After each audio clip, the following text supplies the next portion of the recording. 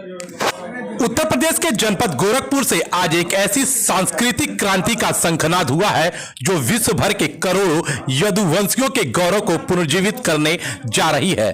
स्थानीय press club में आयोजित एक भव्य प्रेस वार्ता को संबोधित करते हुए ओबीसी पार्टी के राष्ट्रीय अध्यक्ष श्री कृष्ण धर्म ट्रस्ट के प्रमुख काली शंकर यदुवंशी ने ऐतिहासिक घोषणा करते हुए बताया कि चौरी चौरा के ब्रह्मपुर में श्री यदु धाम पीठ नाम से भारतवर्ष में यदुवंश का पहला प्रेरणा शक्ति केंद्र स्थापित किया जा रहा है। जो प्रेस वार्ता आयोजित हो रही है वो महाराज यदु की विश्व की पहली प्रतिमा लगाने के बारे में है।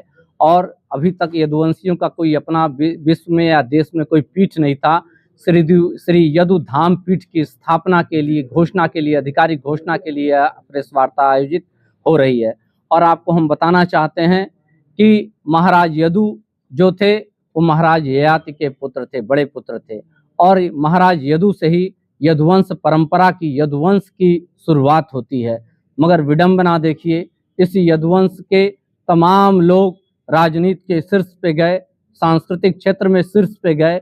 मगर विडंबना की बात है, जिस महाराज यदु का हजारों हजार साल का ऐतिहासिक और ज्ञानवान्वित करने वाला जिस यदुवंश का इतिहास रहा है, उस महाराज के आदि पूर्वज थे महाराज यदु, उनकी ही प्रतिमा का देश और विश्व में न होना बहुत ही विडंबना है।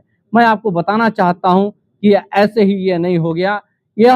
मैं एक स्वप्न देखा रात में कि भाई हमें, जब मैं यदकुल सम्मेलन कराता रहता हूं देश भर में, तो यदकुल सम्मेलन जब मैं करा रहा था तो एक एक ऋषि पूर्वज टाइप के व्यक्ति उठे और उन्होंने कहा कि आप लोग केवल राजनीति करो, अपने आदि पुरुष को भूल चुके हो आप लोग। मेरी नींद टूटी, 2:30-3 बजे का समय था उस वक्त। जब मैंने सोचा हो सकता है उनके मंदिर कहीं हो, उनका दर्शन करने का या स्वप्न में संदेश हो पूर्वजों का, तो हमने उनका मंदिर खोजना शुरू किया, उनकी मूर्ति खोजनी शुरू की। तो पता चला कि आज तक हिंदुस्तान में ही नहीं विश्व में भी उनकी कोई प्रतिमा नहीं है। तो हम लोगों ने अपनी ओबीसी पार्टी की एक कार्यकारिणी की बैठक हो रही थी, हमने वहां चर्चा किया। तो उसमें हमारे राष्ट्रीय महासचिव डॉक्टर संजय जायसवाल भी बैठे थे और तमाम आर.के. यादव जी बैठे थे, तमाम सारे लोग बैठे हुए थे। तो जब हम लोगों ने अपनी स्वप्न को मैंने चर्चा किया इस अपने कार्यकारिणी की बैठक में, तो इन लोगों ने कहा कि नहीं, एक जरूर उनकी मूर्ति लगाई जानी चाहिए, क्योंकि यह यदुवंश का। और संजोग से देखिए, जो हमारा जायसवाल समाज है वो सहस्त्रबाहु अर्जुन जी को अपना आराध्य मानता है और सहस्त्रबाहु अर्जुन जी को अपना कुल देवता और उन्हीं के कुल का बताता है। और मैं बताना चाहता हूं, जो सहस्त्रबाहु अर्जुन थे उनके भी पितामह महाराज यदु थे। महाराज, एक छोटी सी मैं संक्षिप्त आपको बताना चाहूंगा। जो महाराज यदु थे, इनके 4 पुत्र थे, सहस्त्रजीत, रोष्टा, रिपु और नल। जो सहस्त्रजीत थे, बड़े लड़के थे, उनसे है वंश हुआ, जिसमें सहस्त्रबाहु अर्जुन हुआ, जिन्हें जायसवाल समाज अपने आप को है वंशीय बताता है। और जो दूसरे पुत्र थे क्रोष्टा, उसमें भगवान श्री कृष्ण उत्पन्न हुए, जिसमें हम लोग यदुवंश के लोग, जो यादव समाज है, वो कहता है कि हम लोग स्कूल के हैं। तो देखा जाए तो दोनों के आदि पूर्वज एक ही हुए। इसीलिए हम लोगों ने वो श्री यदु धाम पीठ, चूंकि यादवों का आज तक यदुवंश का कोई पीठ नहीं था पूरे हिंदुस्तान में, तो हम लोगों ने चौरी चौरा जो ऐतिहासिक क्रांतिकारी क्षेत्र है उसके ब्रह्मपुर में हम लोग यह श्री यदु धाम पीठ स्थापित करने जा रहे हैं। उसमें 3 प्रतिमा लगने जा रही है। महाराज यदु की विश्व की पहली प्रतिमा, उसके बाद राधा कृष्ण जी की प्रतिमा और सहस्त्रबाहु अर्जुन जी की प्रतिमा। पीठाधीश्वर ये हमारा समाज तय करेगा, जो उसकी योग्यता रखेगा वो करेगा, मगर अभी समाज इसको बना रहा है।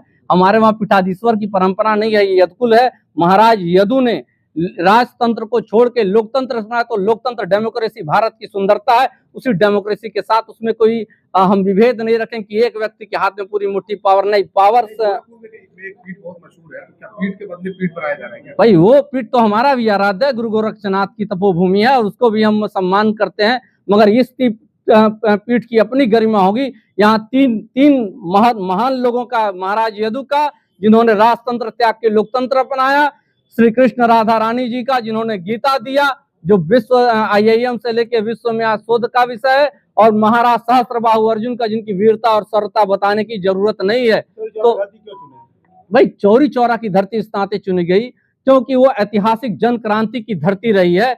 और संजोग देखिए, जो हमें जमीन भी मिली वो चौरी चौरा के ब्रह्मपुर में। कहीं ना कहीं महाराज यदु की, मेरी तो अकेले की हैसियत नहीं थी कि मैं इतना बड़ा या काम कर सकूं, मगर समाज का मुझे सहयोग मिला और समाज के सामने भी जाऊंगा मैं इसको ले, क्योंकि मैं चाहता हूं कि वो ऐतिहासिक जिस तरीके से राम मंदिर बना हुआ है अयोध्या में, उसी तरह जन क्रांति की धरती चौरी चौरा के ब्रह्मपुर में श्री यदुधाम पीठ की स्थापना हो, और उसके लिए हम लोगों ने दृढ़ प्रतिज्ञ संकल्पित हैं। कब तक करेंगे, कब तक संभावना है?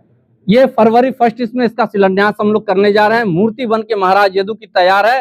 राधा कृष्ण जी की और सहस्त्रबाहु अर्जुन जी की मूर्ति 10 फरवरी तक बन जाएगी, और उसके बाद हम लोग मूर्ति पहले स्थापित करेंगे, उसके बाद समाज के सामने जाएंगे और ये ऐतिहासिक धाम बनाने का काम करेंगे।